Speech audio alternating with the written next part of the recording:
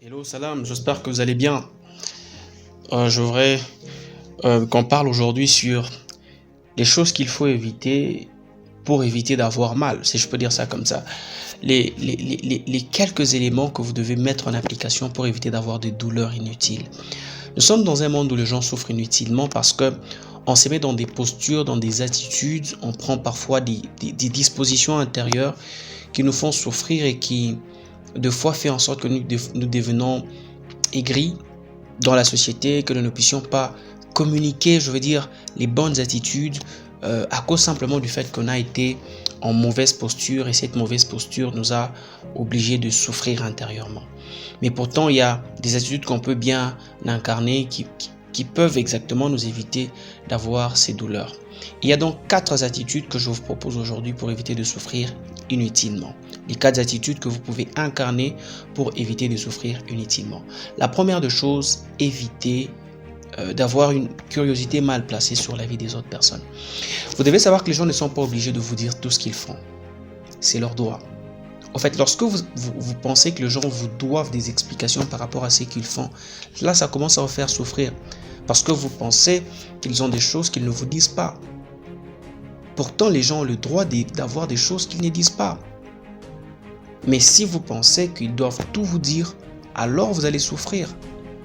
Les gens peuvent avoir des secrets personnels, ils peuvent ne pas vous dire le salaire qu'ils ont, ils peuvent ne pas vous dire la personne qui les intéresse actuellement, ils peuvent ne pas vous dire le travail qu'ils sont en train de faire, l'occupation qu'ils ont actuellement, ils peuvent ne pas vous dire les décisions qu'ils ont à prendre. Vous savez que même en politique, il y a ce qu'on appelle des informations classées secret défense. Donc il y a des choses qu'on ne dit pas deux fois. Et si vous pensez que les gens doivent vous dire, vous allez souffrir. Parce que vous allez remarquer qu'ils ne vous disent pas tout. Le problème n'est pas qu'eux ne vous disent pas. C'est le problème que vous pensez qu'ils ont des choses à vous dire. Non, mais vous devez quand même être en mesure de donner aux autres la liberté d'avoir une vie privée et d'avoir des choses qu'ils ne peuvent pas dire parce que c'est de leur droit. La deuxième de choses, si vous voulez éviter de souffrir, évitez de vous comparer. La comparaison, c'est prendre deux choses ou deux personnes, chercher leurs différences, ça signifie voir en quoi est-ce que c'est différent, mais en créant une hiérarchie inadéquate.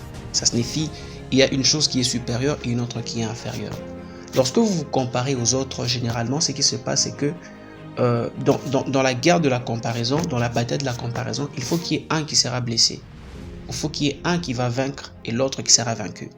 Et dans la plupart des cas, nous savons ce qui se passe. C'est que le vainqueur, généralement, n'est pas vous qui avez entamé la comparaison, mais c'est généralement la personne avec laquelle vous avez commencé à vous comparer. Et quand vous finissez cet exercice de comparaison, nous savons tous qu'il y a une douleur qui naît intérieurement. Et c'est là que vous commencez à vous sentir mal. Pourtant, cette douleur, vous pouvez bien l'éviter. Ici, il faut déjà savoir que lorsque vous vous mettez dans cet exercice de comparaison, vous n'allez jamais gagner. Vous serez toujours perdant. Malheureusement, ce n'est pas à votre avantage. Et qu'est-ce qu'il faut faire maintenant? Pour éviter de vous comparer, apprenez à célébrer les autres. Au fait, quand quelqu'un a des qualités, appréciez-le à juste titre. Pour un début, ça peut peut-être créer un petit malaise. Mais avec un temps, ça va s'installer. C'est d'ailleurs une marque des grandeurs. La grandeur, c'est reconnu par le fait que vous pouvez célébrer les gens sans que vous ne puissiez être aigri de l'intérieur.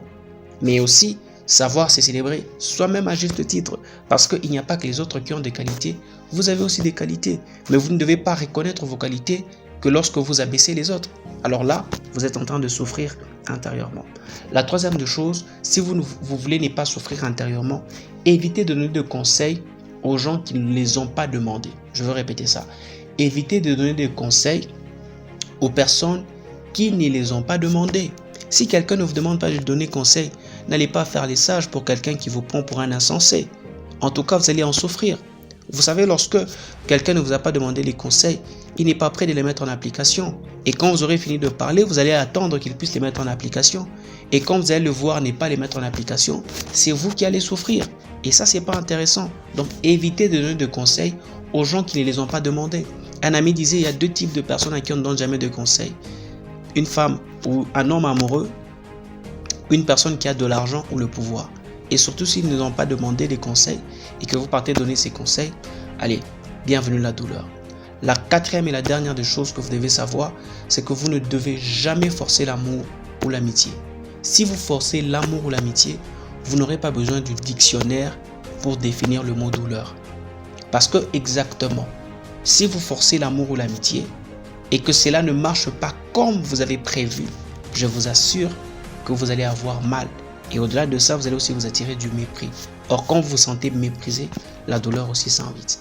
Vous avez aimé la vidéo, vous allez donc faire comme toutes les autres fois. Vous allez